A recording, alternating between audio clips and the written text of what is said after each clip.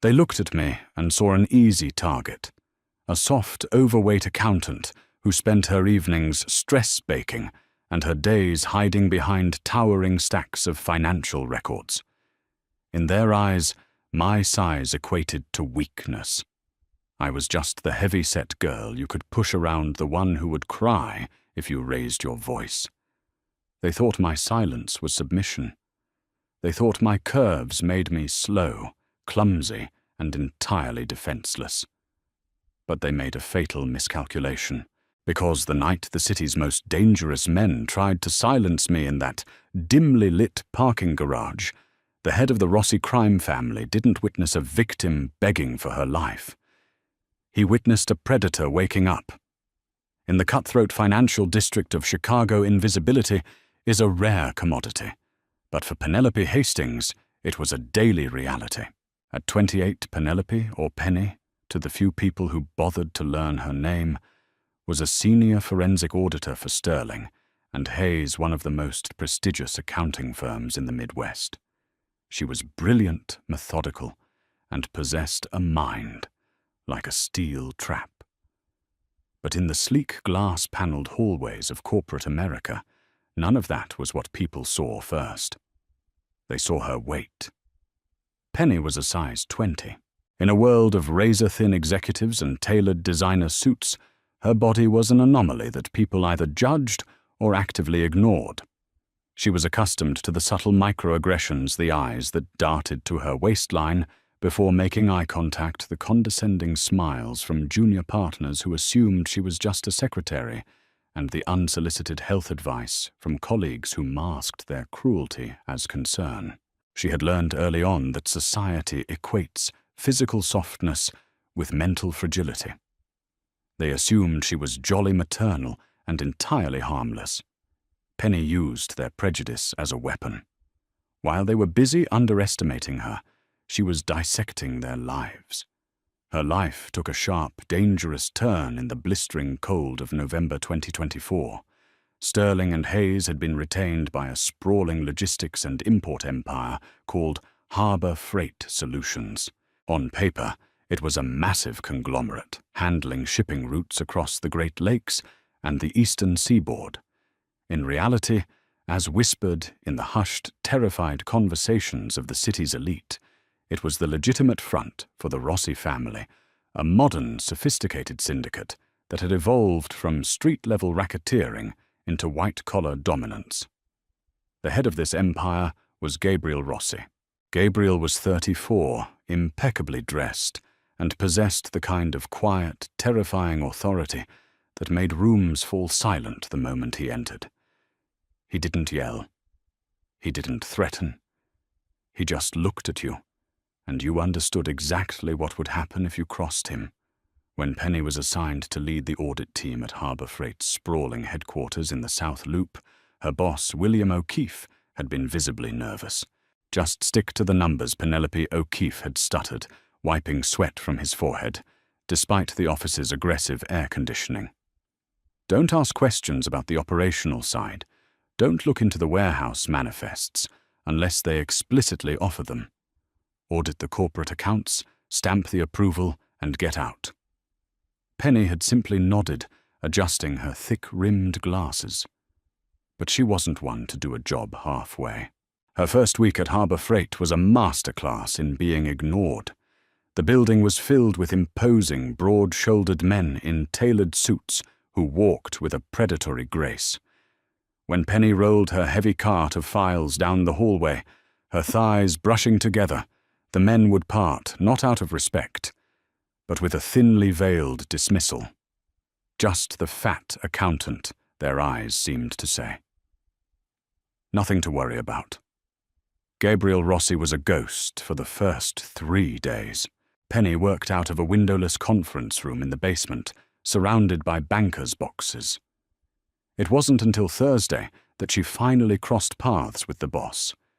She was struggling to carry 3 heavily overstuffed binders from the elevator to her makeshift office. The weight was immense, but beneath her soft exterior years of hauling heavy boxes and a quiet dedication to powerlifting in her cramped apartment had given her profound functional strength. As she rounded a corner, a tall figure stepped directly into her path. It was Gabriel. His dark, tailored suit seemed to absorb the fluorescent light. Beside him was his underboss, a slick, sharply dressed man named Thomas Reed. "Watch your step, sweetheart." Thomas sneered, stepping back as if Penny's size might somehow infect him. "We wouldn't want you to trip and cause an earthquake. Might damage the servers." Penny paused. The insult was incredibly crude, the kind of cheap shot she had endured since middle school. She felt the familiar sting of humiliation, the heat rising in her cheeks. But she didn't look down. She adjusted her grip on the 80 pounds of paper in her arms, her breathing perfectly steady. Gabriel didn't laugh at his underboss's joke. In fact, his dark, piercing eyes snapped from Thomas to Penny. He noted her flushed cheeks, but he also noted something else, the massive, heavy binders that would have strained a grown man, which she was holding with absolute, unyielding stability. "Are you the lead auditor?" Gabriel asked, his voice, a low, gravelly baritone that sent a strange shiver down her spine. "Yes, Mr. Rossi. Penelope Hastings," she replied, her voice calm and professional. "Do you require assistance with those?" he asked, a genuine flicker of curiosity in his eyes. "No, thank you," Penny said, holding his gaze for a fraction of a second longer than was polite before shifting her eyes back to the hallway. "I'm perfectly capable of carrying my own weight." It was a subtle double entendre, and for a fleeting moment, the corner of Gabriel's mouth twitched upward. He stepped aside, allowing her to pass. As she walked away, Thomas scoffed quietly. Why did O'Keefe send her? She looks like she's going to have a heart attack just walking to the vending machine. "Watch your mouth, Thomas." Gabriel's voice echoed down the hall, suddenly devoid of any warmth. "She's here to make sure the feds don't look closer at our books. I don't care what she looks like, as long as she does her job." Penny heard it all. They thought she was just a number cruncher, a soft, vulnerable woman. They had absolutely no idea the kind of storm she was about to unleash on their meticulously organized empire. By her third week, Penny had practically memorized the financial architecture of Harbor Freight Solutions, and what she found was terrifying. She was a forensic auditor. Her job wasn't just to add up columns, it was to find the story the numbers were trying to hide. And the story hidden deep within the encrypted ledgers of the company's miscellaneous logistics division was a tale of massive, brazen theft. Someone was siphoning money out of Gabriel Rossi's pockets. It wasn't a clumsy smash and grab. It was an incredibly sophisticated embezzlement ring.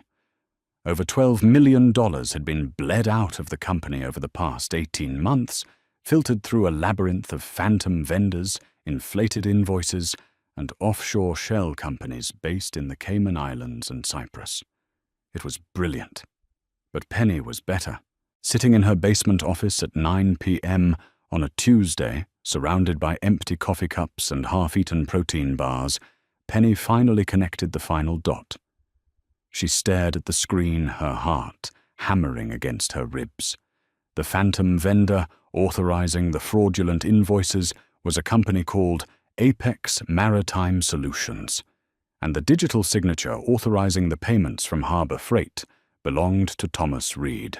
The slick, condescending underboss who had mocked her weight was stealing from the most dangerous man in Chicago.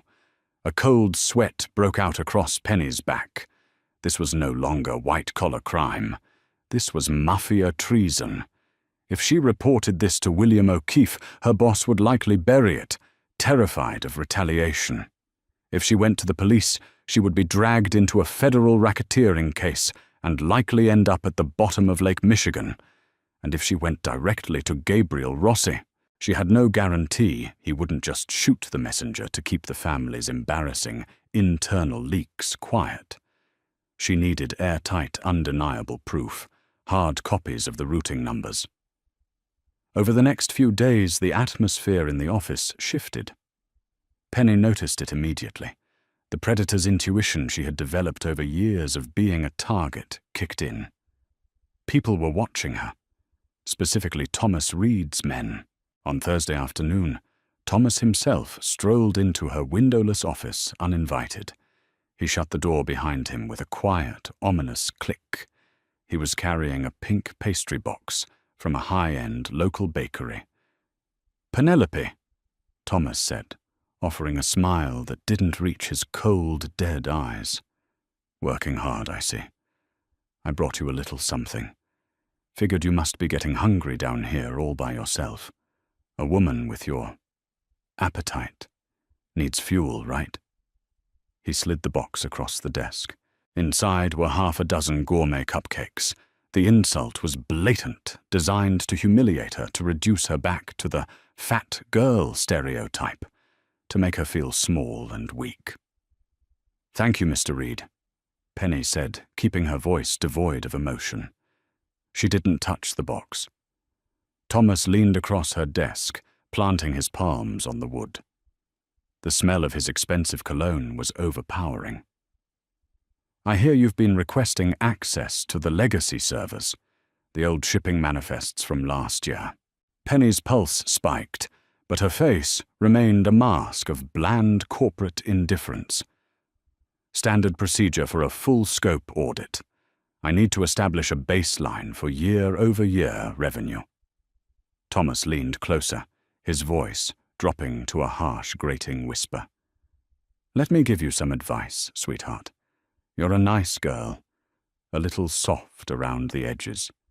You don't belong in the deep water. You just stamp the primary accounts, collect your firm's fat paycheck, and you go back to baking cookies or whatever it is you do on weekends. You start digging into old manifests, you might find something you can't unsee. And in this business, accidents happen. Heavy boxes fall. People trip down stairs. With your lack of agility, that would be a tragedy." It was a direct threat. He knew she was getting close. "I appreciate your concern for my safety," Penny said evenly, locking eyes with him.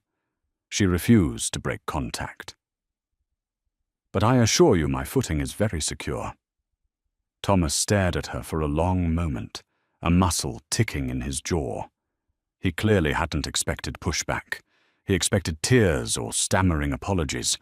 Finally, he sneered, standing up straight. "Eat the cupcakes, Penelope. Enjoy the sugar. Because this audit wraps up by Friday. Understand?" He turned and walked out.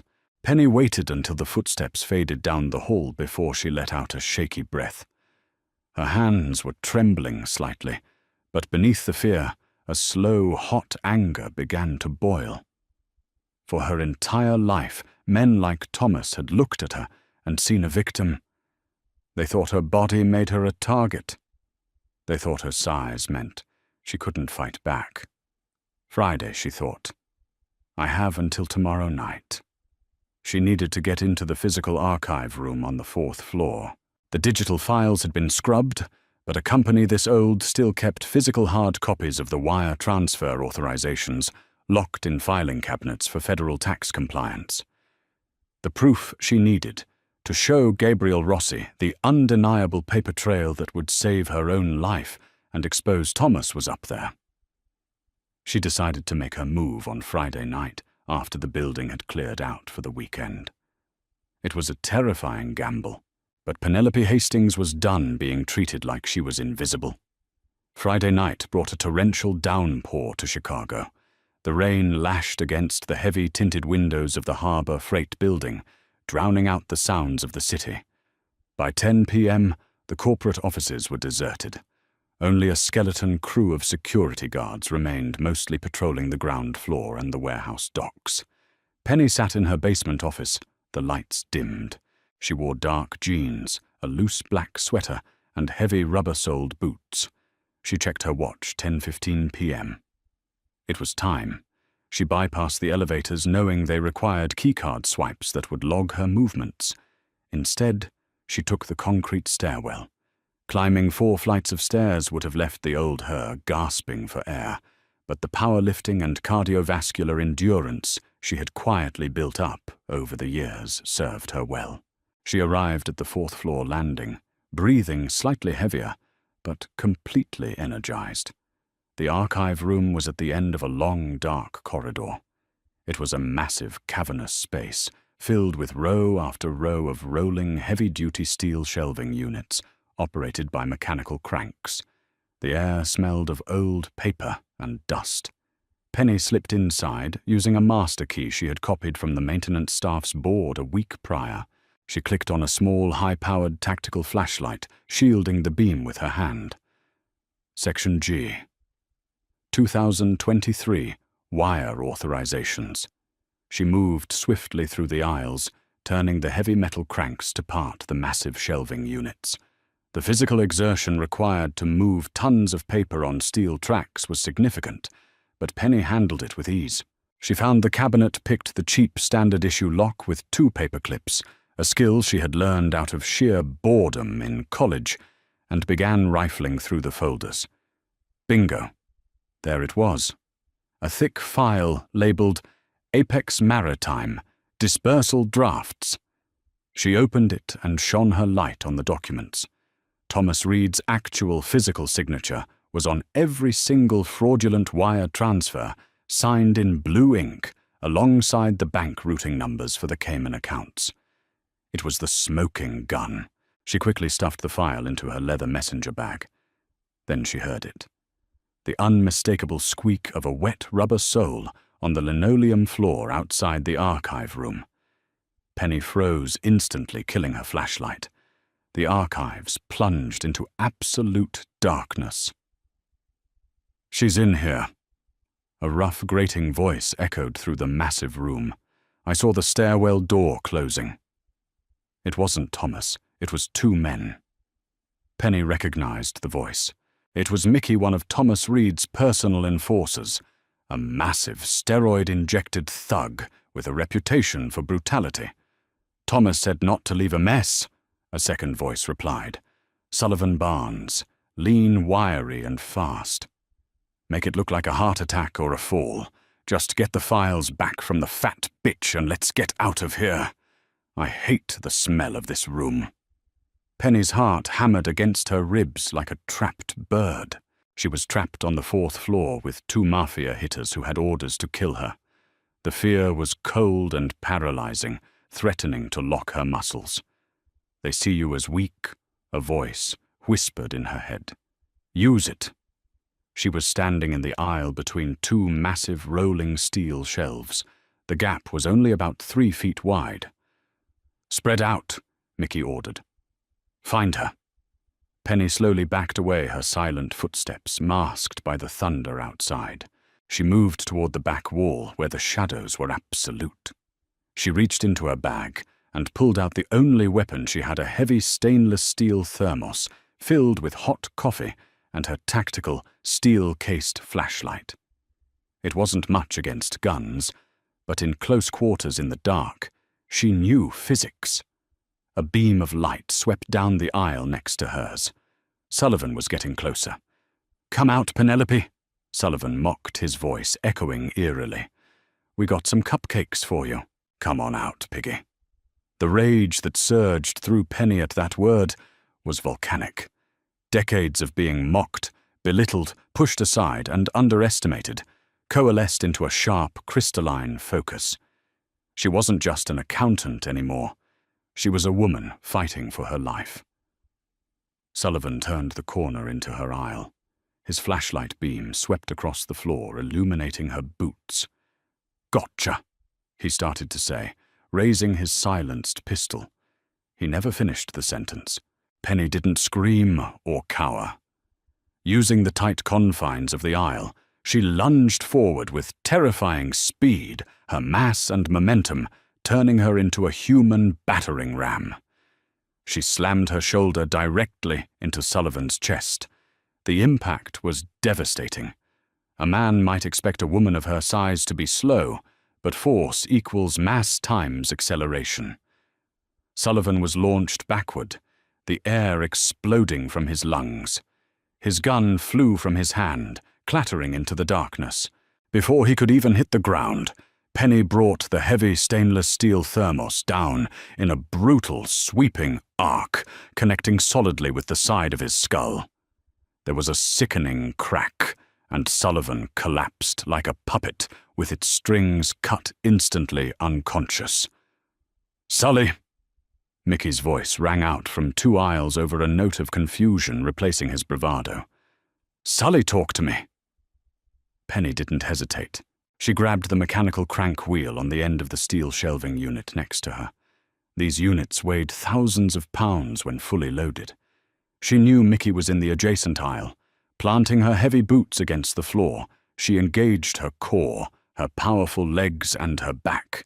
Muscles that had been hidden beneath soft curves roared to life. With a guttural grunt, she threw her entire body weight into the crank, spinning it violently. The massive steel shelf lurched forward on its tracks, rolling rapidly toward the unit next to it, closing the aisle Mickey was standing in. "What the—" Mickey yelled, as the walls began to close in on him. He scrambled to get out, but he was too big, too slow. With a deafening clang, the 2 heavy steel units slammed together, pinning Mickey between them. He screamed in pain as the metal crushed his ribs, dropping his weapon. He was trapped, immobilized by tons of paper and steel.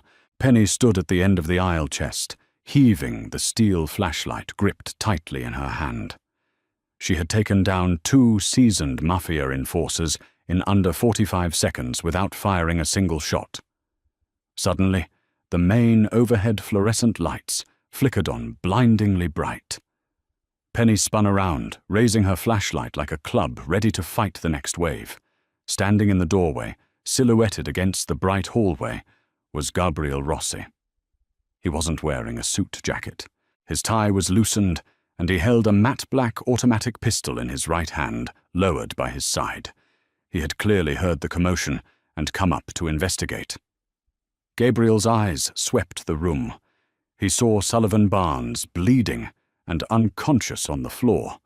He saw Mickey, a towering brute of a man, wedged and groaning pitifully between the steel shelves. And then his dark, calculating gaze locked onto Penelope. She stood there breathing heavily, her hair out of its neat bun and falling around her shoulders. She looked wild, powerful, and absolutely lethal.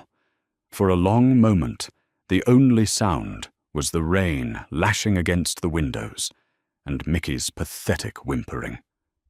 Gabriel looked at the heavy thermos, the dented steel flashlight, and the massive shelving unit she had moved with pure physical force.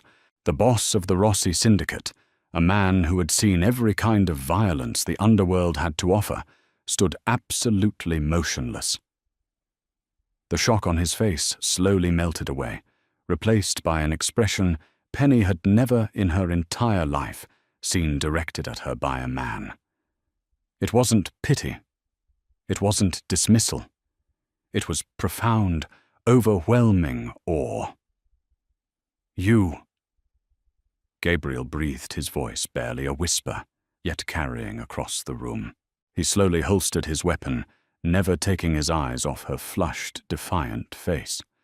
"Who exactly are you, Penelope?"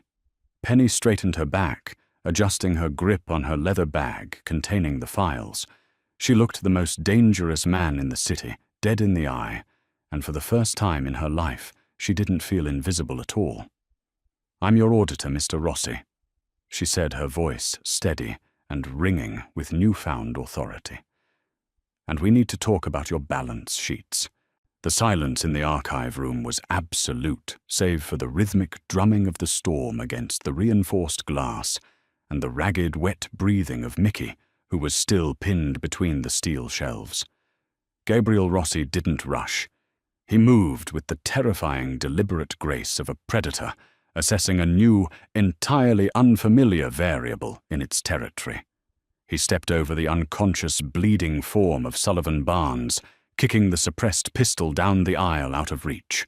He walked until he was barely 3 feet from Penelope. Up close, the contrast between them was stark. Gabriel was sharp edges and tailored Italian wool, a man carved from cold marble. Penelope was soft curves, disheveled hair, and a heavy-knit sweater radiating an intense, almost feral heat. She didn't shrink under his gaze. She didn't attempt to make herself smaller, a habit Gabriel had observed in nearly everyone else who stood before him. She planted her heavy boots firmly on the linoleum, her posture anchoring her to the ground like an ancient oak tree. "My balance sheets," Gabriel repeated softly, the gravel in his voice vibrating in the quiet room. He looked at the dented steel thermos in her hand. "You nearly decapitated one of my best enforcers with a coffee container to talk about my balance sheets." "He was trying to shoot me, mister," Rossi Penny replied, her voice trembling just slightly with residual adrenaline, but her eyes remaining locked on his. "And I don't drink coffee. It was Earl Grey tea. Now are you going to help me get your underboss's treason out of this building, or are you going to let him keep stealing from you?" Gabriel's eyes narrowed infinitesimally. Thomas Reed." Penny confirmed, unzipping her leather messenger bag and pulling out the thick Apex Maritime file. "He's been bleeding your logistics division dry. $12 million over 18 months. Offshore accounts in the Caymans routed through a nested LLC structure in Cyprus. I found the digital footprint on Tuesday. These," she tapped the manila folder, "are the physical wire transfer slips with his signature. He knew I was getting close. He sent these two to make sure I had an accident." Gabriel slowly reached out and took the folder. He opened it under the harsh glare of the fluorescent lights. Penny watched his face carefully. She expected rage, maybe a sudden outburst of violence. Instead, his expression went completely dead. The ambient temperature in the room seemed to drop 10 degrees. It was the face of a man who had just mentally condemned someone to death. He closed the folder. "We need to leave this room. Now." "What about them?"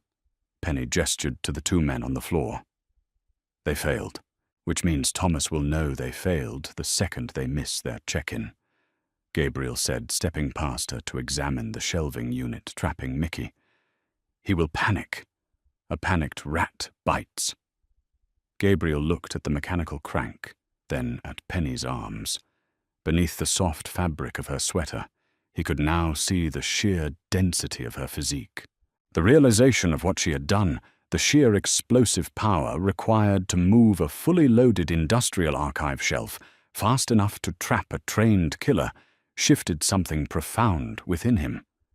For years, Gabriel had surrounded himself with people who possessed sharp teeth but brittle bones. He had dated supermodels and socialites, women who survived on champagne and salads, who shattered at the first sign of genuine conflict. But here, standing in the dust of his basement, was a woman the world had dismissed as weak, simply because she carried extra weight, and she had just single-handedly dismantled a two-man hit squad, using nothing but her intellect and her raw functional strength. "You're a remarkable woman, Penelope Hastings," Gabriel murmured almost to himself. "I'm an accountant who lifts heavy things, so my back doesn't hurt when I sit at a desk all day." Penny corrected him sharply, though a sudden flush rose to her cheeks at the compliment. "We need to go. If Thomas controls the security detail tonight, the elevators and standard exits are compromised." "Agreed," Gabriel said. He pulled a sleek radio from his belt. "Jackson, it's Gabriel. Initiate Protocol Black. I'm moving to the freight elevator in the rear loading dock. Bring the armored SUV. We have a traitor in the house." "Copy that, boss," a crackling voice replied. Gabriel turned to Penny. "Follow me. Stay close. And Penelope?" She paused, hoisting her heavy bag over her shoulder. "Yes." He offered a ghost of a smile, cold and thrilling. "Keep the thermos handy." Their descent was a tense, silent sprint through the service corridors of the harbor freight building. Gabriel moved fluidly, clearing corners with his weapon drawn, while Penny kept pace right behind him.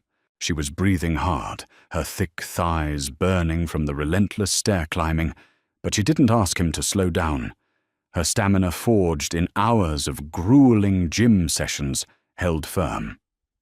They burst into the rear loading dock, just as a massive black, up-armored Cadillac Escalade screeched to a halt on the wet concrete. The rain was torrential now, a blinding sheet of water. The driver's side door flew open, and a towering man with military cropped hair and a tactical vest stepped out, aiming an assault rifle into the shadows. This was Jackson Hayes Gabriel's head of security. "Clear!" Jackson shouted over the thunder. "Get in!" Gabriel ordered Penny, shielding her from the rain as he shoved her into the spacious back seat before climbing in beside her. The doors slammed shut, sealing them in a soundproof leather-lined vault. "Where to, boss?" Jackson asked, throwing the massive vehicle into gear and tearing out of the loading bay onto the flooded streets of Lower Wacker Drive. "The St. Regis penthouse," Gabriel said, his eyes scanning the dark, wet city through the tinted windows. "Call Matteo, tell him to meet us there, and tell him to bring the Gallagher files. Thomas isn't just stealing to retire, he's funding a war." Penny sat back against the leather, her heart finally beginning to slow. She looked at Gabriel. The adrenaline was fading, leaving behind a cold, stark reality. She was riding in an armored car with a Mafia boss, actively hunting his treasonous underboss. Gabriel turned his head, catching her stare. The aggressive neon lights of the city washed over his face. "Are you all right?" Penny looked down at her hands. Her knuckles were bruised and slightly swollen from where she had gripped the thermos, but they were remarkably steady. "I'm fine, but I'm going to need a computer, a secure internet connection, and 3 monitors when we get to wherever we are going." Gabriel let out a low, genuine laugh that seemed to surprise even himself. It was a rich, warm sound that filled the cabin. "You just survived an assassination attempt, Penelope, and your first request is a multi-monitor workstation. Thomas Reed thought I was just a fat, invisible number cruncher." Penny said, her jaw tightening, her dark eyes flashing with a dangerous, deeply buried pride. "He thought I was weak. I'm going to financially dissect him, Mr. Rossi. I'm going to find every dime he stole, freeze every shell account he opened, and leave him with absolutely nothing before the sun comes up." Gabriel looked at her, his dark eyes trailing over the solid, unyielding lines of her body, before meeting her fierce, intelligent gaze. The respect in his eyes was absolute. "I don't doubt that for a second," Gabriel said softly. "But please, call me Gabriel." The penthouse at the St. Regis was a sprawling, brutalist masterpiece, suspended 80 stories above the Chicago skyline. Floor-to-ceiling windows offered a panoramic view of the storm raging over Lake Michigan, lightning fracturing the black sky in jagged streaks. Inside, the atmosphere was thick with tension, smelling of expensive espresso and impending violence. Penny had commandeered the massive black marble dining table.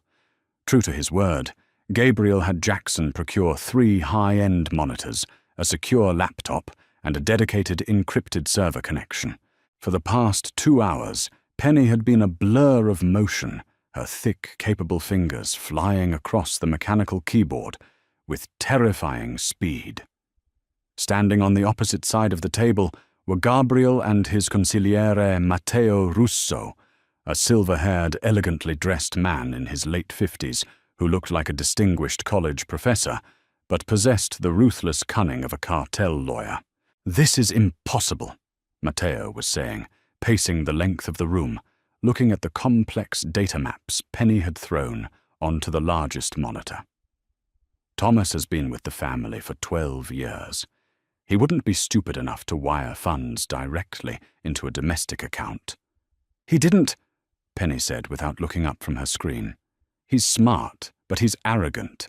He assumed no one would ever look past the initial Cayman Island transfers. He set up a blind trust in Cyprus to wash the money, but he made a critical error in his forex conversions. He moved the money in blocks of exactly 400,000 euros to avoid automated banking flags." She hit a key, and a dizzying web of financial transactions materialized on the screen. I tracked the microfluctuations in the conversion rates. Penny continued, her voice commanding the room entirely. Those exact amounts were deposited back into a regional bank in Cicero, Illinois, exactly 48 hours after they left the Caymans. The account belongs to an LLC called Ironclad Holdings. Matteo stopped pacing. The color drained from his face. He looked at Gabriel. Ironclad? That's a front for the Gallagher Syndicate. The Gallaghers were an old-school, brutal Irish mob faction controlling the South Side ports. They had been bleeding territory to the Rossi family for 5 years. He's not just stealing, Gabriel said, his voice deadly quiet. He leaned over the table, his broad shoulders casting a shadow over the monitors. He's financing our enemies. He's buying the Gallaghers the muscle and the weapons they need to hit us, and he's using my own money to do it. There's more, Penny said, finally pushing her glasses up her nose and looking at Gabriel. The sheer intensity of her intellect was magnetic. Gabriel found himself entirely captivated, not just by what she was saying, but by how she said it, with absolute, unshakable certainty. I breached the Ironclad Holdings account using a back door in their payroll software. $2 million was wired out 3 hours ago to a private maritime logistics contractor. A contractor? Jackson asked from the doorway, his hand resting on his holstered weapon. For what? A shipment. Penny brought up a digitized shipping manifest. A cargo vessel called the Northern Star. It bypassed standard customs checks using Harbor Freight's Platinum Clearance Thomas authorized. It's scheduled to dock at Pier 39 in exactly an hour and a half. Weapons, Matteo breathed. Military grade if they're bypassing customs with a $2 million transport fee. If the Gallaghers get their hands on that shipment tonight, they'll have enough firepower to wipe out half our operations by morning. The room plunged into a suffocating silence. The reality of the betrayal was staggering. Thomas had orchestrated a masterstroke. He had used Gabriel's infrastructure, his money, and his clearance to arm his worst enemies. Gabriel stood up straight, his jaw clenched so tight the muscle jumped. He looked at his men. Jackson, call in every hitter we have on standby. Arm them heavy. Matteo, get the mayor's police liaison on the phone and tell him to keep all squad cars out of the Pier 39 district until sunrise. We handle this in-house. Gabriel, it's a fortress down there, Matteo warned. If Thomas is overseeing the drop, he'll have a dozen Gallagher shooters with him. We need time to strategize. We don't have time. Gabriel snarled the mask of the civilized businessman, finally slipping to reveal the ruthless Mafia boss beneath. If that cargo comes off the boat, the city burns. Gabriel turned to Penny. She was watching him, her dark eyes wide, but entirely unafraid. She had just handed him the keys to his own survival. Penelope. Gabriel said, his voice softening just a fraction as he spoke to her. He walked around the heavy marble table until he was standing directly in front of her. He was tall, dominating, but Penny didn't shrink back. She stood up to meet him. Even in her heavy boots he was taller, but their presence in the room was entirely equal. You've done more for this family tonight than men who have sworn blood oaths to me. Gabriel said, his gaze dropping briefly to her lips before returning to her eyes. The air between them suddenly felt thick, charged with a strange magnetic electricity. It wasn't just gratitude. It was a deep, primal recognition. He saw her. All of her. The brilliant mind, the fierce spirit, and the soft, powerful body that had saved her own life. I need you to stay here, Gabriel told her gently. Jackson will leave 2 men at the door. You'll be safe. When this is over, you name your price. Whatever you want, it's yours. Penny looked at the tactical map on her screen, then back at Gabriel. She shook her head. I'm not staying here. Gabriel frowned. Penelope, this isn't an audit anymore. We are going into a live firefight against heavy artillery. It's not a place for you." "It's exactly the place for me," Penny countered, crossing her arms over her chest.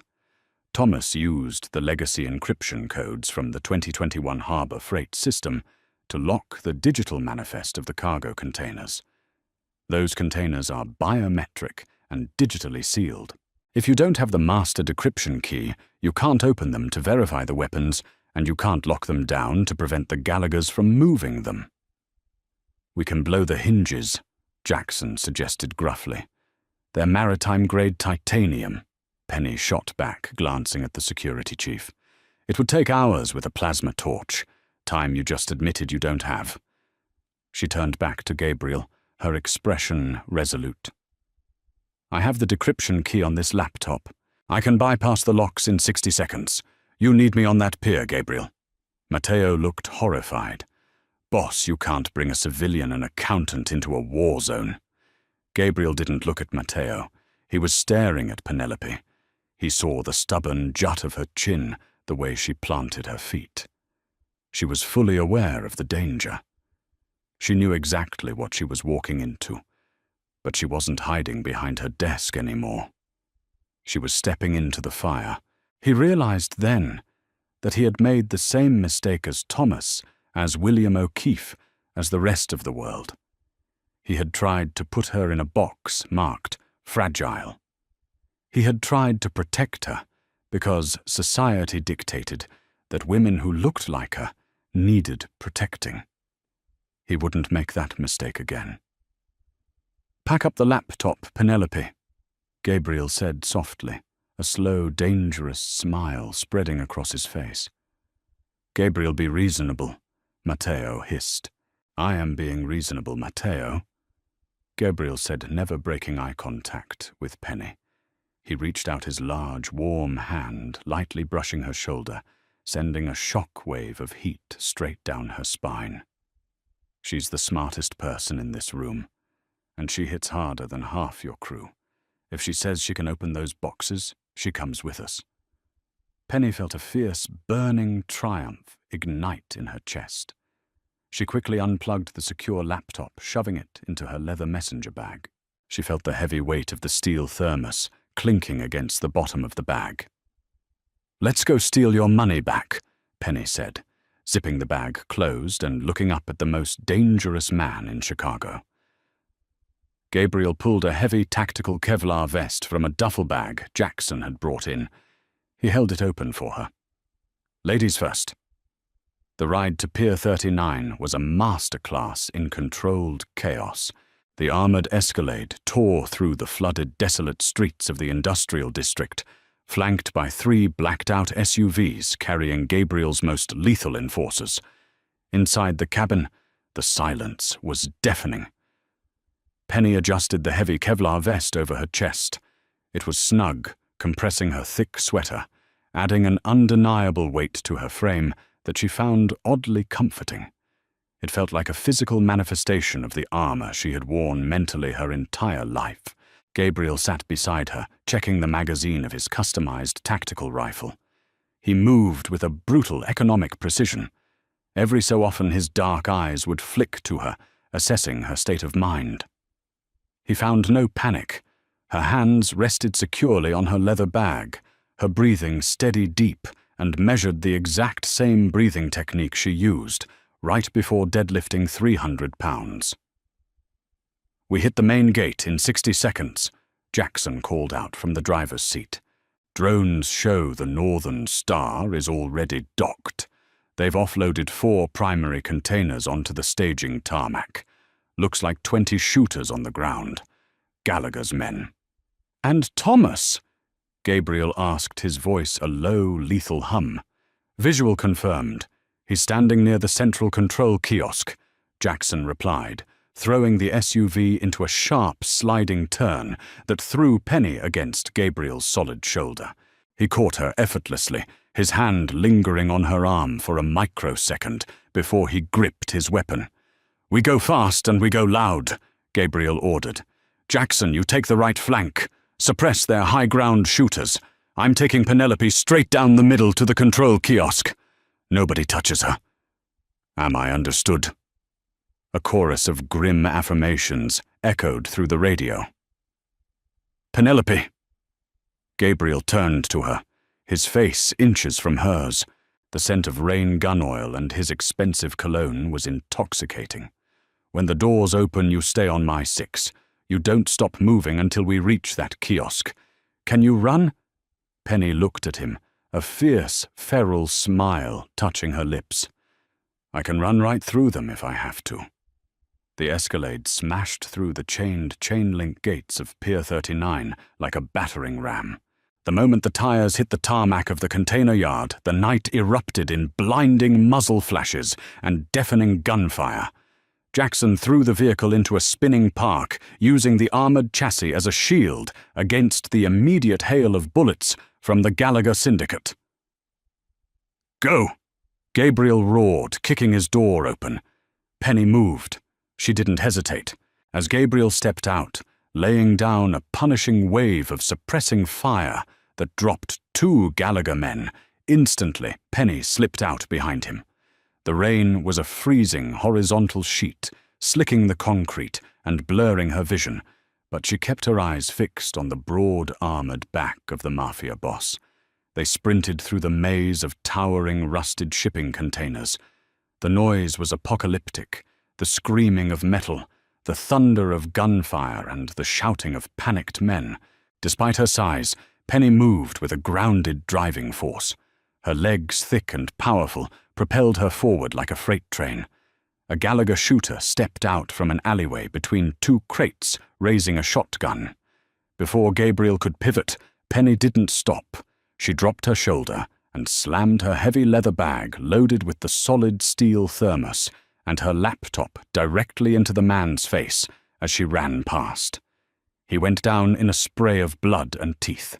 Gabriel glanced back, his eyes flashing with a mix of shock and pure, unadulterated pride. Good hit! Keep moving, Penny yelled over the gunfire. They reached the central control kiosk, a small glass-enclosed booth elevated above the main tarmac, directly overlooking the 4 massive titanium-reinforced cargo containers. Cover me! Penny shouted, throwing her bag onto the metal console inside the booth. Gabriel stood in the doorway, his rifle barking, as he held the perimeter against the surging Gallagher forces. Penny ripped her laptop from the bag, jamming a decryption cable into the kiosk's mainframe. Her fingers were freezing, soaked in rain and adrenaline, but her mind was a surgical instrument. She pulled up the legacy code. The screen flashed red biometric lock engaged. Access denied. They're trying to manually override the hydraulics on the ground. Gabriel yelled over his shoulder, dropping an empty magazine and slamming a fresh one home. I need those locks permanently sealed. Penelope now. 30 seconds. Penny typed furiously, bypassing the primary firewall. She routed the brute force algorithm through the back door she had found in Thomas's offshore accounts. She wasn't just guessing. She was using Thomas's own digital footprint against him. Outside, the Gallagher men were realizing that their prize was trapped. Panic was setting in. 15 seconds. 10 seconds. Override successful. Got it. Penny slammed the enter key, initiating hard lock on the titanium deadbolts and wiping the localized memory. Down on the tarmac, the massive mechanical locking mechanisms of the 4 shipping containers engaged with a thunderous, echoing clang that sounded like a prison door slamming shut. The electronic keypads on the containers sparked and went dead. The weapons were sealed inside, essentially turning the containers into 2-ton steel vaults that couldn't be opened without a blowtorch and a week of uninterrupted work.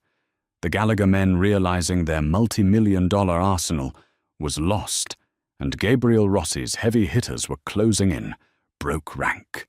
They began retreating toward the perimeter fence, abandoning the cargo. Penny let out a massive breath, leaning against the console, her legs finally trembling. It's done, they're locked. The gunfire began to taper off, replaced by the shouts of Gabriel's men securing the dock. Gabriel lowered his rifle, turning toward Penny. He looked at her, his chest heaving, the rain washing the gunpowder from his face. The look in his eyes was one of sheer, unmasked reverence. "You did it!" He stepped into the kiosk, reaching out to cup her face with a large, calloused hand. His thumb brushed over her cheekbone. "You actually did it." Penny leaned into his touch, her heart hammering, not from fear, but from the electric heat radiating from him. "I told you I wasn't just a number cruncher." "No." A new venomous voice cut through the sound of the rain. "You're a dead woman." Gabriel spun around, raising his rifle, but he was a fraction of a second too late. Thomas Reed stepped out from the shadows beneath the kiosk's metal stairs. He was soaked, bleeding from a graze on his forehead, and gripping a heavy revolver. His slick, condescending demeanor was entirely gone, replaced by the desperate, rabid look of a cornered animal. He had lost the money, he had lost the weapons, and he knew Gabriel would skin him alive. "Drop the rifle, Gabriel." Thomas spat, aiming the revolver directly at Penny's chest. "Drop it or I blow a hole through your favorite little accountant." Gabriel froze. The ruthless Mafia boss, a man who had stared down cartels and federal indictments without blinking, suddenly went entirely rigid. His eyes darted to Penny, and for the very first time, Penelope saw absolute paralyzing terror in Gabriel Rossi's face. He was terrified for her. Slowly, carefully, Gabriel set his rifle on the metal floor and kicked it away. "Smart." Thomas sneered, moving up the short flight of steps into the kiosk. He kept his gun trained on Penny. He stepped close to her, his face twisted in disgust. "You ruined everything. A fat, pathetic nobody with a laptop. I should have thrown you out a window the day you walked into my building." Thomas reached out, grabbing Penny roughly by the shoulder, intending to pull her in front of him as a human shield so he could back out of the kiosk. It was the final fatal manifestation of his prejudice. Thomas assumed, like every other man who had ever bullied her, that because she was a large, soft woman, she was immobile, weak, and compliant. He assumed his grip would easily move her. He was wrong. Penny planted her heavy boots onto the steel grate of the floor. She dropped her center of gravity, anchoring her mass.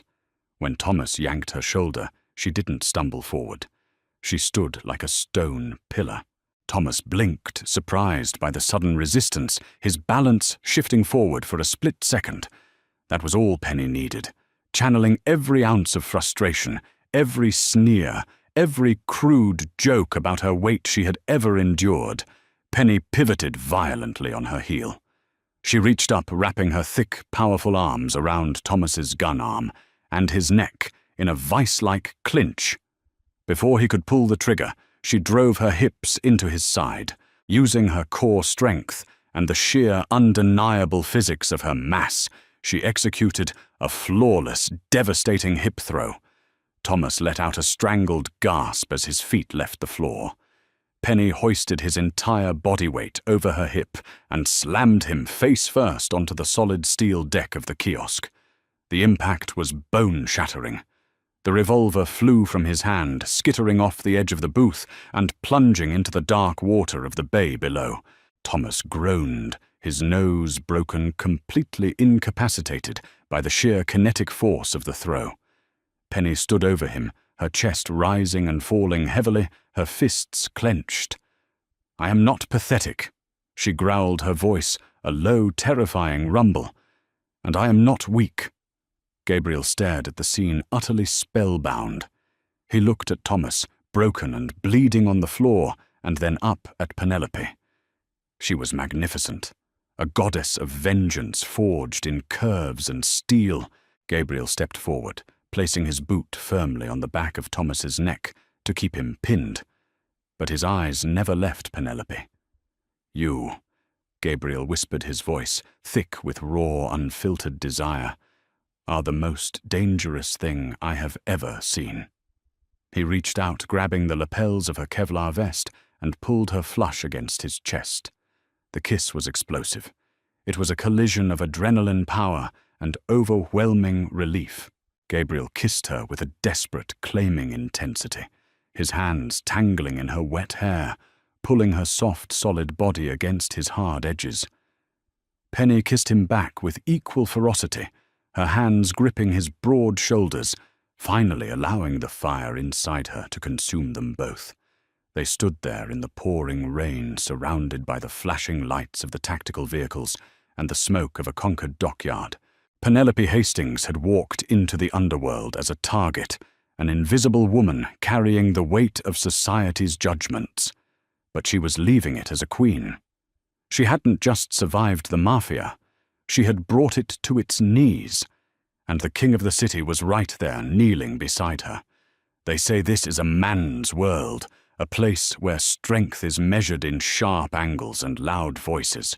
They tell us that softness is a liability, that carrying extra weight makes you a target, a joke, or worse, invisible. But Penelope's story proves that true power doesn't come from a tailor-made suit or a gym-sculpted physique. True power is intellect resilience, and the sheer unstoppable force of knowing your own worth when the rest of the world tries to diminish it. She turned their prejudice into her greatest weapon, bringing a criminal empire to its knees. If this story made your heart pound, if you believe in the power of underdogs, and if you loved watching a brilliant, beautiful woman claim her crown, hit that like button. Right now, share this video with someone who needs a reminder of their own strength, and don't forget to subscribe to our channel for more intense dramatic stories, where the underestimated always rise to the top.